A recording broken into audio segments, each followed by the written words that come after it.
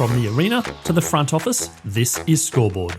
I'm Chris Titley, and each episode brings you stories from the game of sport, where mindset, money, and meaning shape what comes next. Athletes, coaches, owners, and business leaders unpack the moments that matter, because the Scoreboard isn't just about winning, it's about life beyond the game. Now let's get to this week's episode. Hi, it's Chris Titley here, and on today's episode of Scoreboard, I'm joined by Sarah Kelly. What are we today, Sarah? We're on the 20th of May, 2025, on a pretty good Brisbane day, a little bit chilly, maybe the jumper needed, but welcome to Scoreboard. Thanks, Chris. It's a great day here. It is a great day. Yeah, it's always a great day in Brisbane, isn't it? Always. Now, Sarah, how's your morning started? How's your week been so far? Oh, it's been a good week. We're only on Tuesday, aren't we? We are, Tuesday, so that's right. Yep. It's all these long weekends lately have really thrown me. I don't know about And you, we had Chris. Alfred, don't forget. Alfred thrown in there as well. I So know, we had a couple it's been all a bit messy. But look, it's been a really good week so far. Yep, and 2025, how would you say your 2025 has been?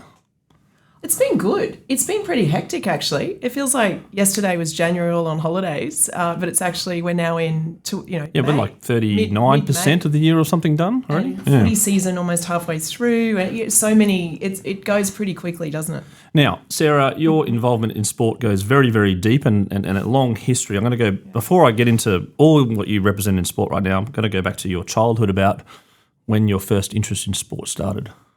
How did do you remember? Do you remember something back in your childhood that you're like, wow, this is cool?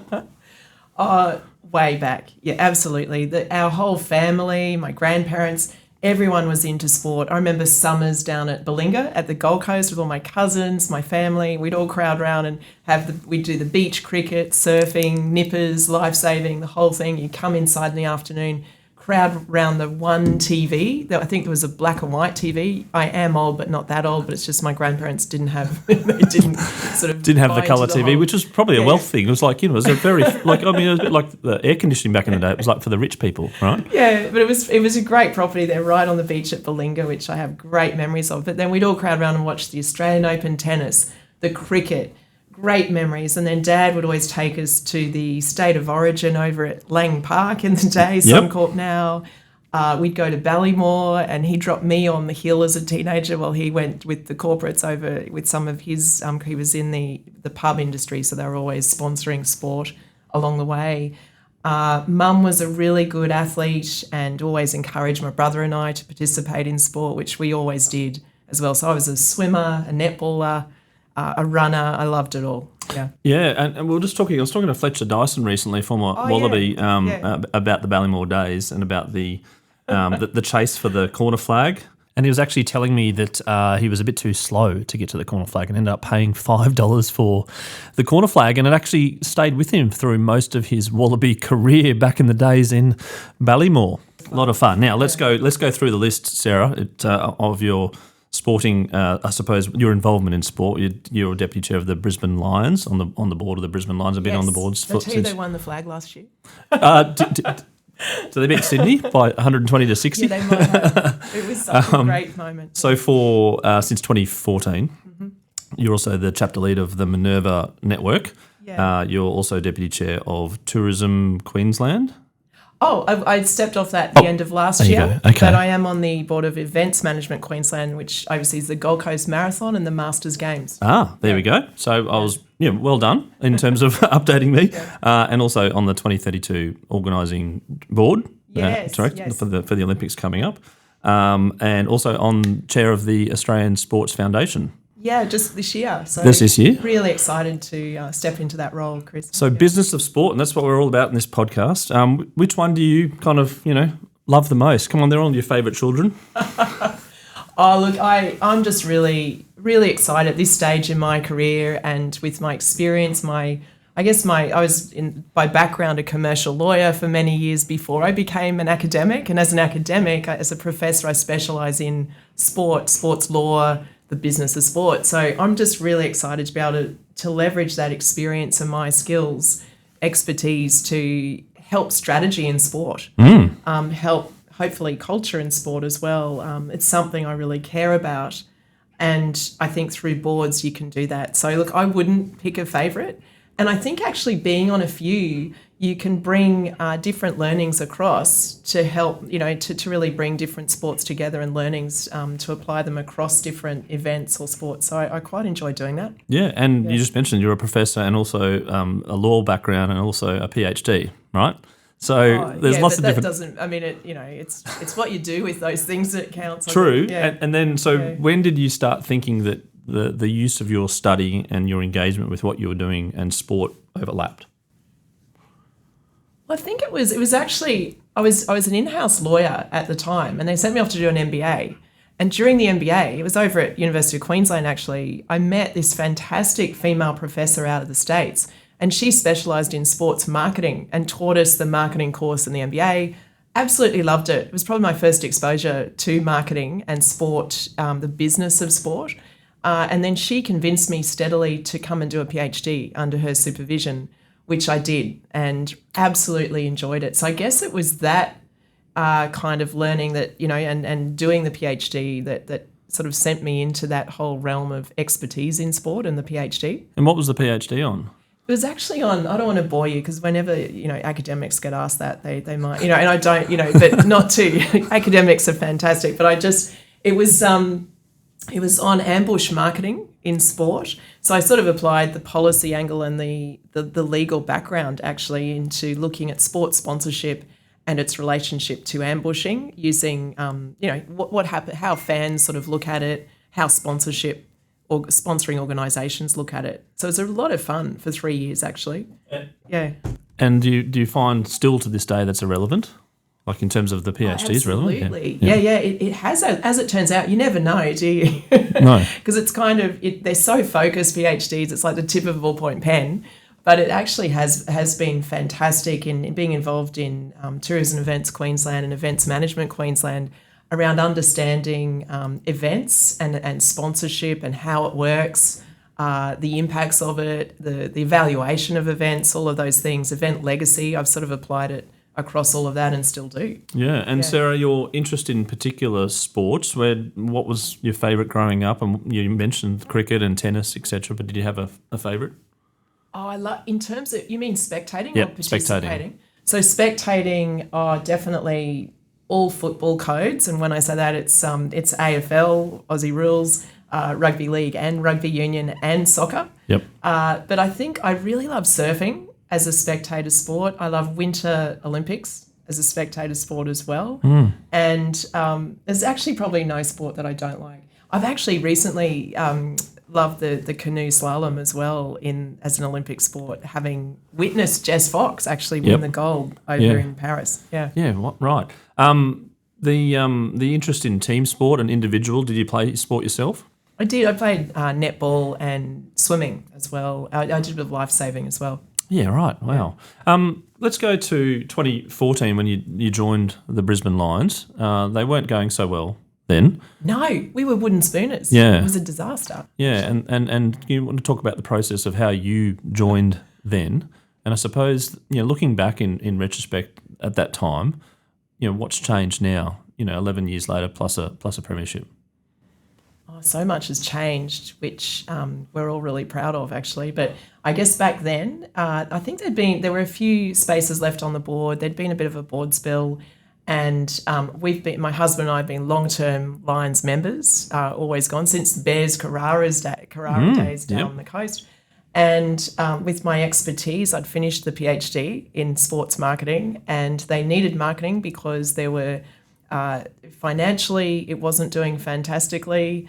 There was also the fact we were not winning, wooden spooners. I think some of the other codes in Brisbane were doing really well, and when that happens, there's a few fickle fans that bandwagoners will call them that move around codes. Totally understandable. Winning does matter in sport to an extent.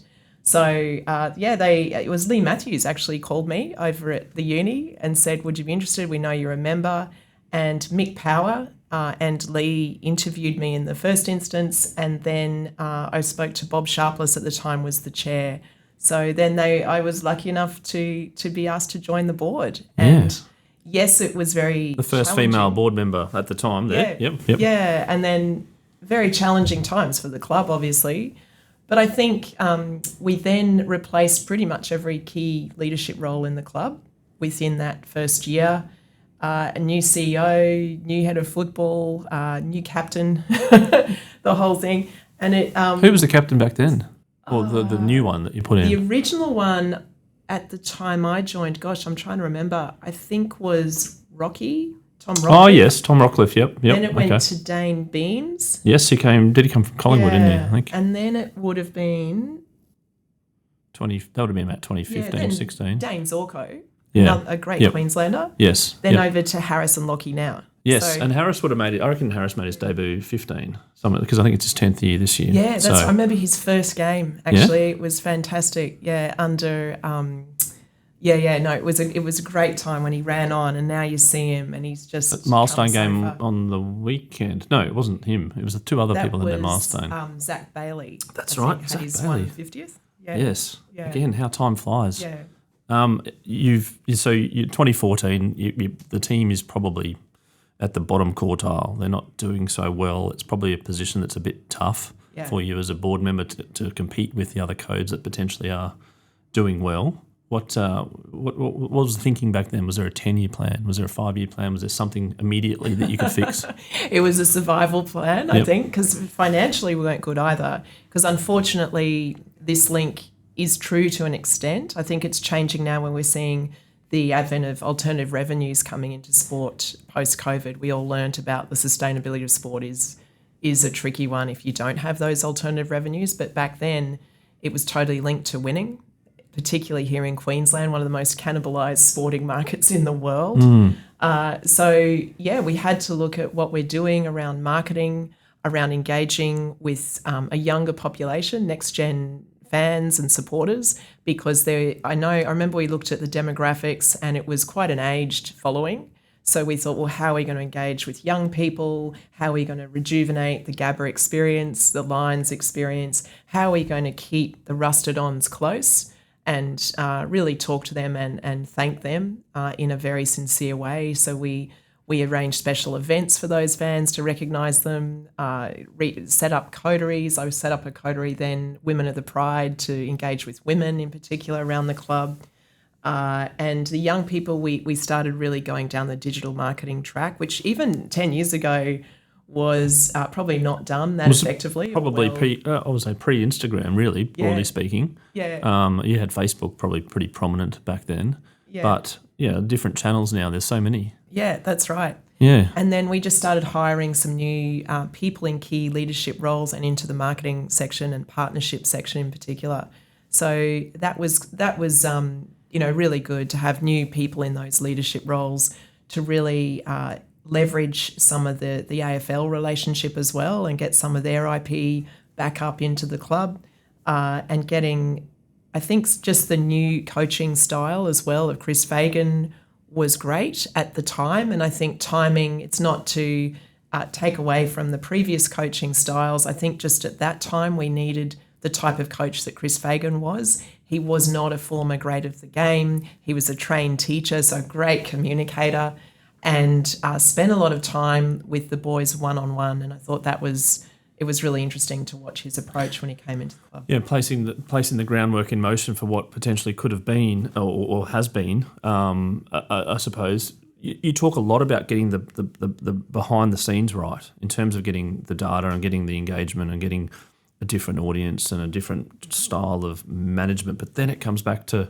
as you say, a bit of bandwagon. It comes back to the popularity of AFL and what they're doing at grassroots. There's like a whole different macro outside things that can change things. And if the team loses, then it's all probably a little bit harder. But you've kind of had a bit of a win on all fronts in terms of participation at AFL level and the Lions. How did you go about balancing, doing everything right, you think, behind the scenes, and then maybe not getting the results that you might have thought on the field? Oh yeah, that's always the hard bit. Yeah, and that's why we love sport, right?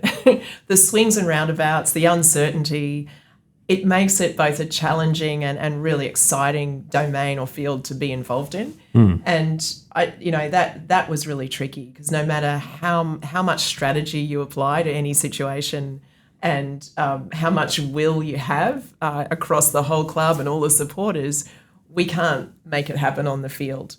So, and we had a young list, a really young list. We had to sort of start again with our list, more or less, and really make sure. And we know statistically age and number of games predict the outcomes for a team pretty much. So we had to sort of wait really a few years until we could make sure that our recruit really well and get the list right, so that get enough games into them so that then they'd start performing. I think on that front too, it was really interesting. We got new list managers in, and credit to Dom and the team there, Dom and Steve and the team, combined with the really compassionate sort of approach that Fags took in hiring on personality as much as the skills. They ran the numbers. They're great on analytics. They were great on watching the talent and the talent ID around the country at the time. So they recruited really, really well. And I think a lot of the credit needs to go to them, people like Danny Daly as well in our club. Our football manager was recruited around that time as well. And they've just done a great job as a team, I think, all very complementary in that sense. And, the other great thing we brought in, which I thought was a no-brainer, of course, at the time, and the board did as well, the girls team. So the AFLW, which started to, I think it was 2017, I think around. That's right, it was. Yep. Yeah, you got a good memory. 2017 that started, and the Brisbane Lions AFLW team as well as the Brisbane Lions men's team, And we're really proud of that. We're the first licence in Australia. So when the national comp was announced, we said, we're in. What do we need to do? And we had to do a fair bit, actually. You had to sort of put in a bit of a bid for it. And we all worked hard on that, and it was really great to get that first team up and running. Yep. And see their development over the years to two premierships, actually. So, yes. Yep. The club's really proud of that. And plenty of grand finals getting close as well, or not making it made the final dance as well. That's They've been doing really, really well. The collaboration between both teams, I was actually in Sydney last week talking to Victoria Denholm about their purchase of the WNBL. Oh, yeah. The WNBA has seen sort of teams that have got different names to their men's team, and it's sort of been a bit of an independent entity, and Victoria's talking about that potentially in the WNBL, like the New York Liberty versus, they've got the New York Knicks, two different teams, but the AFL and the cricket sort of tend to have the same name, same colours, same training facilities. Wondering from your point of view, the benefits of that, I suppose?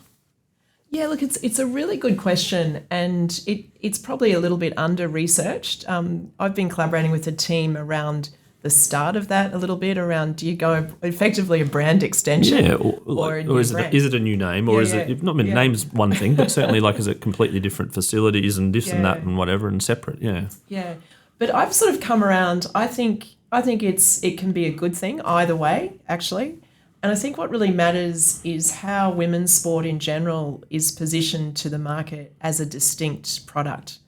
I'm of the view it absolutely is a distinct product. It's probably also in terms of investment, Chris, which you're very familiar with, it's a distinct asset class. Sport in general is now recognised as a substantive asset class in a lot of funds and worldwide. But I think women's sport tells its own story, and we're seeing that over and over again, where in many cases it's probably undervalued. But when you're combined with the significant and established resourcing and IP of a men's franchise, let's call it, they can really benefit from that. And I know we have at the Lions, I know the NRLW girls have, the cricket has as well. And it's kind of an interesting lesson to learn, where even in the combined training facilities we have out at Brighton Homes Arena at Springfield, we're seeing this lovely culture that emerges out of it, which is an unexpected return, actually, like of having a positive byproduct both under the same roof. Yeah.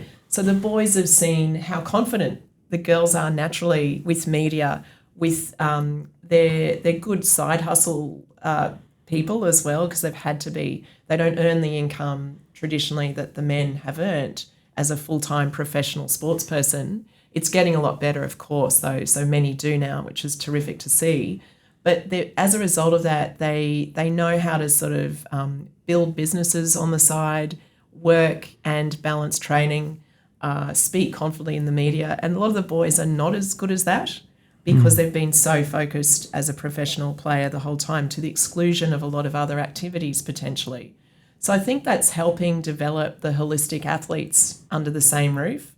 And it's created a lot of humour and exchange as well, which I think relaxes everyone and reminds them why we play footy, why we're enjoying playing footy, and why we love the club. So I think it's been a great benefit there. Yeah, no, fabulous insights into having both names, both clubs, both etc. If you were to describe women's sport now in 2025, come a long way with the AFLW and the BBLW, NRLW, etc., and things like the WNBA overseas. How would you describe it now, and where would you like it to be? I think we've got to always remember we've come a long way. So that's the first. So you stop point. and reflect and go, this Exactly. is a proud from where we were. Yeah. And I remember Ali Brigginshaw talking about that as well. Like she was playing in a... she's terrific, She was isn't she? playing in like Ali, a high school, they were playing in a high school field where it was Yeah. like sort of like the Broncos, and the Origin wasn't even at a ground or something. And she's like, now we're playing at Suncorp, it's great. Now we're going to Vegas and things like that. Fabulous. But there's still a long way to go.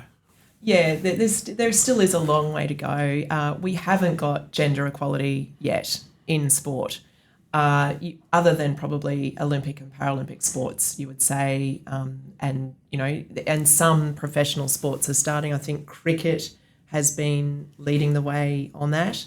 AFL and the AFLW have been fantastic. A lot of them now, and the NRLW, of course, they now have a pretty solid wage, or salary, I should say, that does enable them, it frees them up for the training focus that they absolutely need in high performance. So I think that's a win.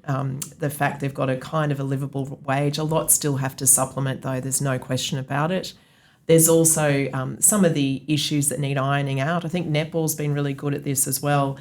Things around childcare, things around women's health, and the kind of research they need to devote targeted resources to as well, because we just don't have enough research on women's high performance, injury prevention, mental and physical health, and the holistic athlete in that sense, because most of the big data sets and samples have been men in the research. Yes. So I think even that kind of resourcing is really needed. I think also just the equalisation of some of the support services. We have salary caps in much of the codes in Australia. That can potentially make the women's play a bit of a second fiddle to the men's franchises. And, we need to make sure that that is not the case and watch that closely, where that expenditure is going. I'm actually a fan of not having some aspects in the salary cap, such as mental health support, such as integrity for the sport support. And I think that will then help as well with ironing that out. But then if you look at sort of the community level, this needs a lot of work. We don't have enough gender equal facilities, change rooms, basic toilets, access to sporting infrastructure for the girls in particular. I think there's some kids in general missing out on accessing sport, and the cost of accessing sport is absolutely escalating, as we all know, the insurance premiums and all the rest. So that's a big, wicked problem that needs solving. I think there's ways to do it, but yeah, there's a lot of areas that we still need to work on there. And some of the sports are doing and have done grassroots really, really well. Like the Auskick program is just amazing, and and there's no gender imbalance there. It was boys and girls, and they play mixed until a particular grade as well, which is fabulous. I'm sure all the other sports do that as well. But how important is having the Master League going down and doing a good grassroots program to sort of rising tides lift all boats? Absolutely. It's a really great model when it works well, and really proud. The AFL has done a great job there. We've got some of the highest participation rates in the nation for women, as well as the sport. I mean, it's in Queensland. We're doing really well actually, and I love my league as well, as I said. But they're doing really well on that front. Basketball seems to be doing well as well. Basketball is doing incredibly well. So, and some of the other sports too. And when you look, you got to also think, I guess, multicultural Australia now. And I'm hearing this from phys ed teachers, directors of sport in the high schools are saying, we've got to stop building. We don't need as many ovals now. We need indoor facilities. Like volleyballs, basketball, etc. Badminton is huge. Yep. Table tennis, basketball, as you said, also for all accessibility too. People in wheelchairs and people with mobility issues wanting to access sport, often indoor facilities are a lot more accessible. So there's a big conversation and probably investment needed there to recognise the changing participation profile in Australia. So I think that's a really interesting one. Overlaid probably with the sustainability piece around sport. And when I talk about that, I mean environment, the impacts of climate that we're seeing across sport and impacting participation in particular. We need a solution to that. So Cyclone Alfred recently here in Brisbane in Queensland, apparently I heard there's some sports that still haven't gone back on a weekend, some club sports, because the venues haven't been fixed and all the rest. But that has to stop. Like, we need to figure out what is plan B if a cyclone hits, which is totally foreseeable in the summer season. What do we do about cricket, soccer? I've been on the weekend. My son played soccer and it was like touch and go. You're like, it's a bit of rain. You're like, is it on? Is it off? Is it off? And there's a bit of rain. You're like, there's a bit of rain. It normally happens this time of the year. So it's kind of like exactly. And there's not begrudging soccer or anything. It's just more like we've got to adapt for it and go, well, exactly. How do we play with the ground's a bit muddy? Yeah. Can we find an indoor facility somewhere? Yeah. Can we go undercover at a local school and still have a kick around so kids are participating, they're active, they don't miss out on the social connectedness that is often the one piece of joy that kids and families might have in a week. Let's face it, I think that's one of the great things about sport and why I'm certainly involved in it. It's that social connectedness that it provides and the mental health benefits that are associated as well as the physical.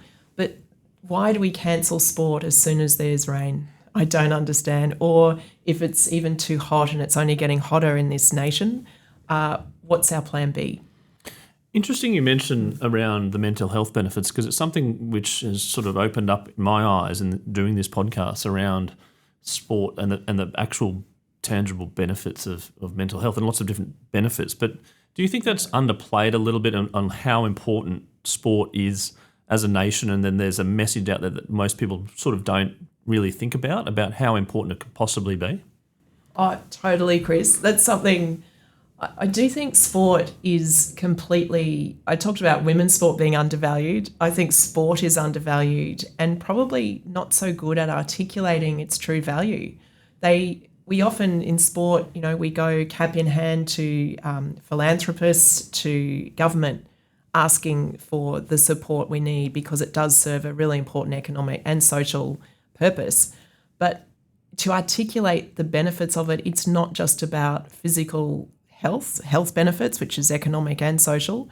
It's also about things like sports diplomacy and cultural diplomacy as a key cultural magnet in our community, just like the arts is as well, actually. I think sport and the arts play such an important role in connecting people in a diplomatic and a political sense that way, whether internationally or locally. And I know at all the sports here do it, but I know I'll use the Brisbane Lions as an example. We partner with Multicultural Australia.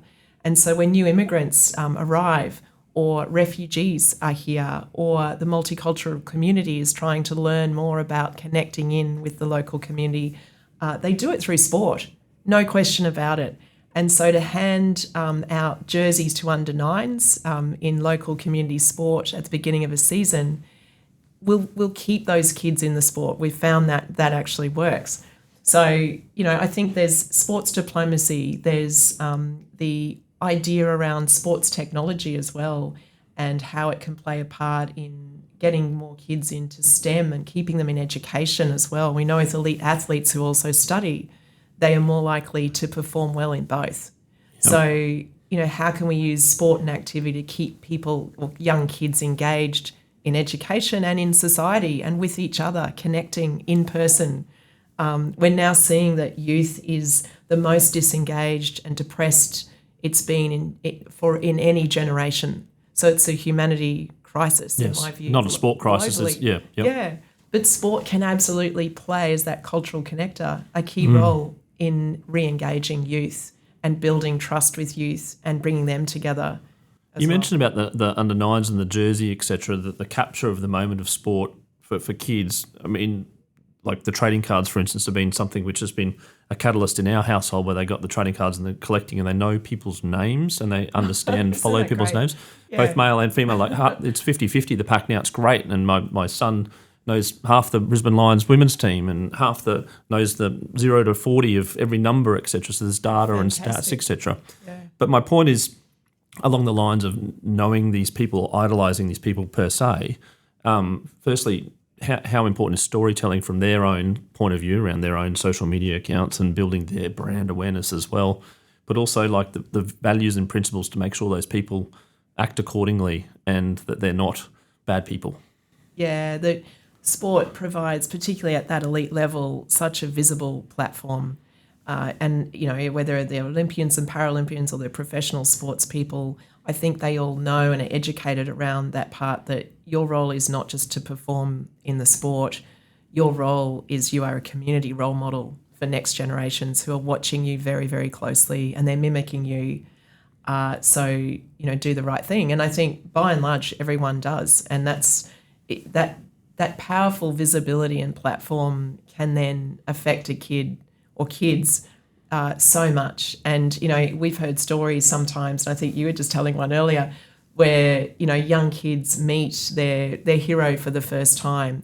And that moment can change a kid's life. If 100%. That hero takes the time and actually stops, looks them in the eye, shakes their hand, signs the ball, whatever it is, that can change their life. Conversely, if that hero does the wrong thing and ignores that kid, doesn't give them the time, is in rock star mode where, you don't matter to me, that's a bad message. And I think it's such an important role that sports people play and sports play. And whether you like that or not, whether you think the role of a sports person is just to perform and that's it, they do have that influence with today's social media augmentation and reach. And that's another reason I think sport is undervalued. Sponsors evaluating sports investment only look at pretty much above the line kind of metrics. But when you look at the socials and the actual valence of the engagement and who's engaging and reaching next generations, for instance, that counts as well. That's pretty powerful from a sponsor's point of view if they can get that right. And you would have seen various sponsors come and go with your various board directorships, etc. How important is a good sponsor? Oh, it's vital. And they're really partners when it's done really, really well. And we've got some fantastic ones who are really, and in fact, a bit of a macro trend in sports sponsorship is absolutely to look at the community engagement side. What community programs, sport for good programs that look at those social impacts, the broader impacts that sport can have. And that's what they're asking to sponsor. Can we build a program through the AFLW that might help bring more female employees into industries that are, that don't have the gender equality that we need? Or can we use the boys franchise or both to elicit the stories for business on excellence and celebrating excellence, celebrating leadership, celebrating adversity and challenges and overcoming them, staying the course despite the swings and roundabouts that we experience in sport and business. So I think they like to tell those sorts of stories through the very visible platform of sport. And collaboration between codes and clubs, etc. I noticed last week there was a Brisbane Lions and Brisbane Broncos collaborative lunch get-together, etc. How important is that, do you think? And do you think it's emerging and there should be more collaboration?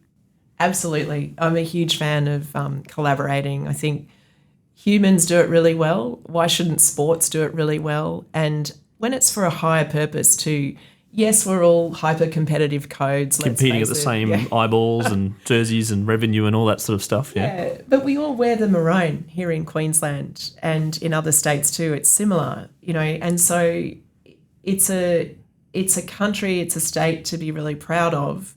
And as cultural icons that these sporting franchises are, why not work together for a higher purpose? And in this instance, it was steps for Hannah, the fundraising around domestic violence that the Clark family have been incredible in leading. So the clubs got together to raise a lot of money on Friday for that very worthy cause.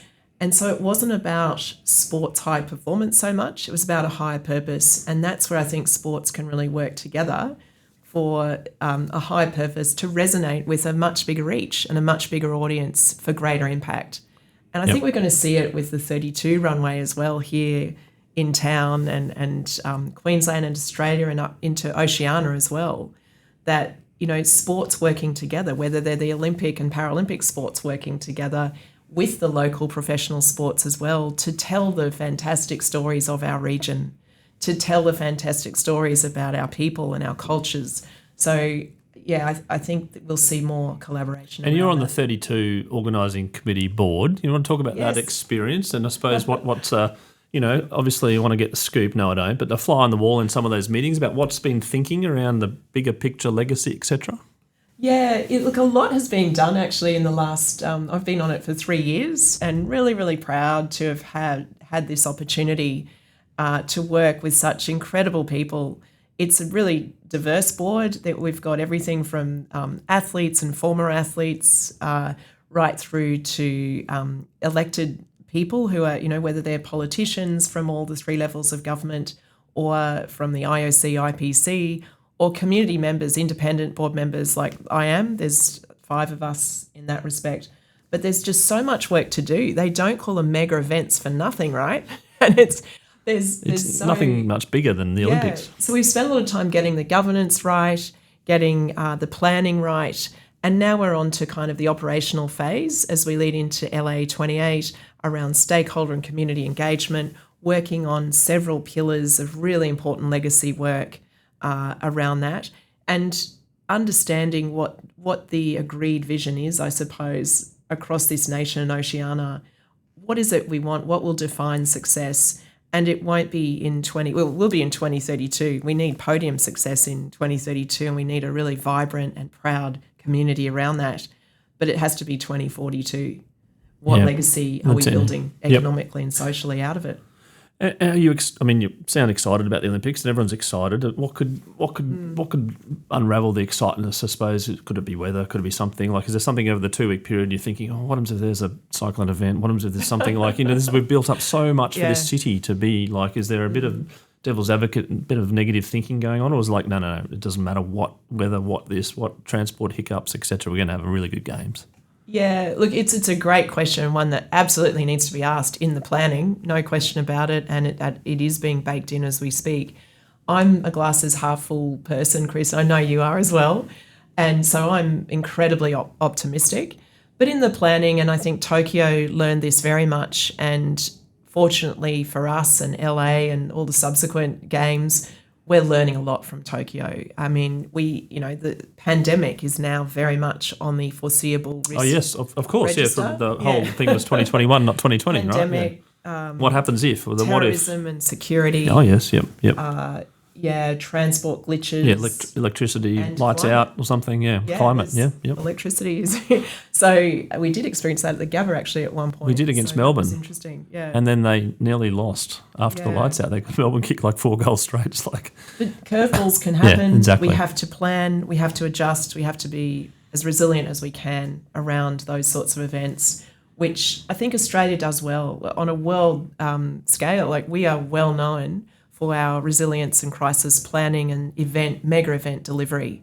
We do it well. So I think we can be optimistic around the sort of IP we have currently, let alone what we're learning from the delivery in this day and age of mega events around the world. You touched on the word resilience. You must have seen a fair bit of ups and downs in your business life. You seem resilient as a person already. Do I? Yeah. Are you? Are you resilient? Is it one of your traits? Do you think it's one of your superpower traits? Yeah, look, I think I am. I'd probably say that. That being said, maybe, I can be disappointed like the rest of us. I can get sad like the rest of us, absolutely. But I think as you get older and have a few pretty tough experiences in life, you gain perspective and that ability to kind of zoom out when something ostensibly really bad is happening and you're thinking, oh, this isn't that bad. We can get through this. Perspective's different. Yeah, okay. We can just problem solve this. It's been done before. We'll get through. And so the light in the tunnel is always there. So I really don't worry about that much. And I think also humour. I do laugh a lot. I think actually we can problem solve for that. And you know what? Let's not take it all too seriously, because unless it's life and death and a health-related thing to do with someone you really love, colleague or family or good friend, I sort of think there's not a lot to worry about. And at the end of the day, it won't matter even tomorrow, let alone in 10 years' time. One of my former colleagues used to say, "You're not on the operating table," and I was like, "That's a good way of thinking." Like you said, like you're worrying about something at work. It's like, mate, you're not on your deathbed, basically. About exactly. So there is different perspective. Now you talk about laughing a lot. Yeah. What makes you laugh? Is there a TV show that you love, or a movie, or something that you kind of go back to? Absolutely, I love Seinfeld. Hopefully people remember Seinfeld out there. Also Larry David, which I guess Curb Your is Enthusiasm. Pretty good. Pretty good. Yeah. Oh, he makes me laugh. Did you watch the last series recently? I did. Yeah. And I was quite excited Springsteen made an appearance there too. Yeah, and I love that the reenactment of Seinfeld coming back with what's his name? George putting the little pen in his ear, the borrowed pen. Remember that? That's right. Oh, he gives back the pen. He's like, "I don't want your pen." He's like, "No, you put it in your ear." I didn't put it in my ear. He did. You put it in your ear. I don't want your pen. Go get me another pen. But he's just such a great writer. I think Ricky Gervais as well. Yep. He's a great comedic writer. So things like that, I think it's always worth. The UK office, again, probably in its popularity down the order compared to the US office because of the number of seasons and things like that. But you were a bit of a UK office fan back in the day. I think it was like 12 episodes, a bit like Fawlty Towers back in the day. It's like, well, actually, it's funny you mentioned that. I actually grew up watching Monty Python. I loved, and Fawlty Towers. I love that sort of humour. Farty Towels, yeah. Manuel, I remember Manuel. Oh, we could go on forever. Let's talk about your life and in regards to this thing that I do call the scoreboard moment, which is a moment in your life which is a bit like a sliding doors moment, but also like a bit of a Kodak moment. It's quite visible, but from that moment on, you're like, I remember that, and now I've changed this behaviour or something's happened. What's your scoreboard moment, Sarah? Oh, it's such a good question, isn't it? And I think in life, there's usually a few of those. For me, the first one was losing my mum. Yeah, mum died of lung cancer, actually. It was really sad. A non-smoker, died 10 years ago. And then Dad died 2 years ago. So it's probably those two moments, I think, when you lose your parents, both of them, it really, you feel just so at sea. It's the worst. It's really tough. It's expected grief, though, in the order of life, right? But when it does happen, you sort of think, okay, it's over to me now. I'm the oldest in the family. It's like, okay. And it's how it goes. But you sort of think, the mortality hits you in the fact you're up front, and you think, well, that's what the learning is that's very positive out of it all, is there's no time to waste. You know, I saw my parents die too young, actually, and they weren't ready to. They didn't want to. So that, for me, just hearing them say that, I thought, I want to cram as much in as I can. And it actually has given me such an energy that keeps me going about the stuff that matters, the stuff that I can enjoy and add value to for hopefully positive impact. And that's what drives me, I would say, that knowledge that life is short. And I know that sounds a little bit, everyone probably says that, but I've certainly seen it, what happens when it is too short. And I've, a lot of friends as well, they've gone as well. And you sort of think, oh no, I don't want to waste any time here at all. How often do you go back to that moment? Do you think like you're in a tough spot? You recall that in your head, going, well, it's again perspective. Like, does it come up quite a bit in terms of your thinking, or during a normal week? Yeah, you think about your parents a lot. I think so.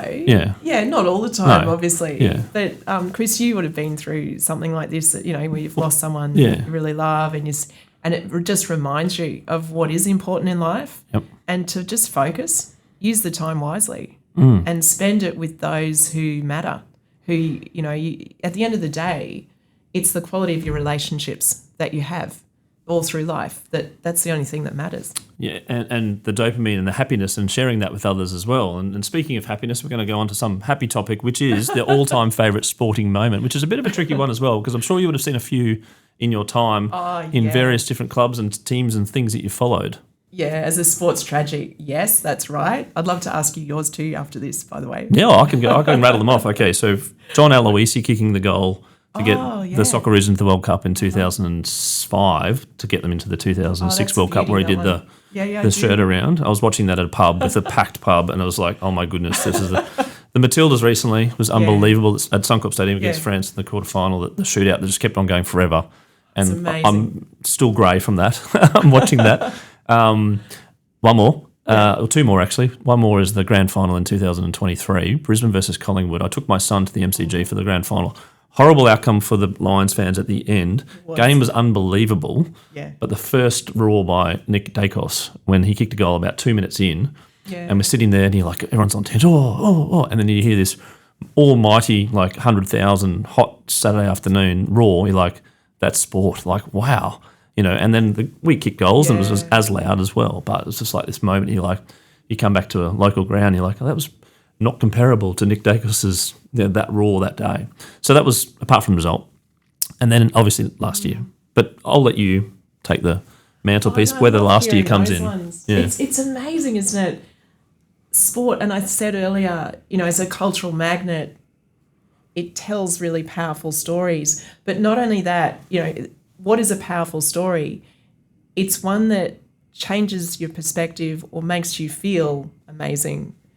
As a spectator, so that bringing back those memories, it's a visceral. You just feel so excited hearing about those memories, and the thunder of the MCG, a full MCG at a final, is nothing like it. I think Robbie Williams played that one too. At 100,000 as well. Yeah. No, that was Kiss. Was that the one before? Robbie. I think Kiss. Yeah. We saw Kiss, and Kiss was like, I was like, oh yeah, Kiss, and I was like, they whoa. Were great. Yeah. It was a hot day, and there was fireworks, and I was like, geez, they must be hot. It was amazing. No, look, I've got many favourites. I have to say the girls' premiership, the first one in Adelaide, was super exciting. The boys' premiership last year was phenomenal because it was just when you see all the work that so many people in the club and the supporters around the club, the rusted-ons who've seen that, wooden spoon right through or stuck with us since the Triple Pete from the early 2000s, who were all there celebrating after the grand final. I mean, it was extraordinary. So I just thought, wow, it's really happened. And that was really exciting. It was so exciting, actually. I keep thinking about it. Another one I would find, and it was interesting, you cited one where the result wasn't optimal, the Collingwood Lions. The game was amazing, but it was like at the end you had this... But it was how it made you feel, you and your son. Yep. And, I would say moments like the Cedric Ash Mahoney moment, I thought that was really interesting as well during the decathlon. Do you remember that? No, I don't. A couple of years ago, where he helped Ash by running with him. It was just one of those ones to get over the finish line, was it? An athlete sacrificing to get someone else through who was more likely to win the medal. And, that's true teamwork.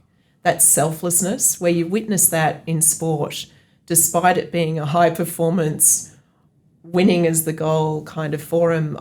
I just, that gives me chills, where you think that's real leadership, selflessness, and we see it all the time in sport. I just think that's amazing. Probably Kurt Fernley, actually, doing his last race, I think it was Com Games in 2018. Yes, so it was 22 in Birmingham and 18, I'm not too sure when that was. Oh, well, this was the Commonwealth Games down the coast. Oh, the coast, sorry, of course, yeah. And just seeing him come in the stadium, I thought that was amazing. And I think he's a great Australian, just an amazing person as well, what he stands for. So many moments. Many moments. It's a hard question. Yeah. Steve Orr hitting a 4 off the last ball of the day to get 100 at the SCG for his last game. The SCG was amazing. We've had Ash Barty winning Wimbledon with Mel Jones there. Yeah. The moments continue and they continue and they continue, and hopefully there's more moments made this year, and maybe a second flag for the Lions back to back. Who knows? We won't get complacent. No. Well, it must be tricky coming off a win like that to go again. Like, it's a harder thing than obviously those that are seeking, and Sydney found that little struggles as well with in regards to getting to the final dance. I've got one final question, and that is to kids out there now who either want to potentially be a high-performing athlete, but also potentially want to stay involved with sport, play casual sport, or at least maybe even be like yourself and being in the business of sport? What's some advice you can give them? Go for it. I just think we need good people in sport. We need smart people in sport. You might be a kid out there who prefers who will never maybe be a high performance athlete, and that's okay. What is important is that you stay active and you have a crack. It could be handball, it could be backyard cricket, it could be swimming in the local pool, pickleball, whatever it is. It's okay. Just stay active. That would be the first thing I would say. And secondly, if your skills are maths, if your skills are music, if your skills are creative arts, all of those are applied into sport, the sports experience, high performance in sport. So I do think you are needed very much by this burgeoning sector globally, and it is one of the most exciting sectors because you have such diverse teams truly collaborating for high performance together. So I just find that very, very exciting. And I think with the advent of technology as well, that's going to overlay an era of sport and entertainment never seen before that I think next gens will serve a really important purpose in. So plenty of jobs. Yeah, so go for it. Sarah Kelly, thank you so much for being on Scoreboard, the podcast today, to share your story and your involvement with sport, some commentary around AFL and where things are going, and obviously the use of technology moving forward, and of course 2032. Thank you for coming on. Thank you for sharing your time, and looking forward to catching up. Thanks, Chris. My pleasure.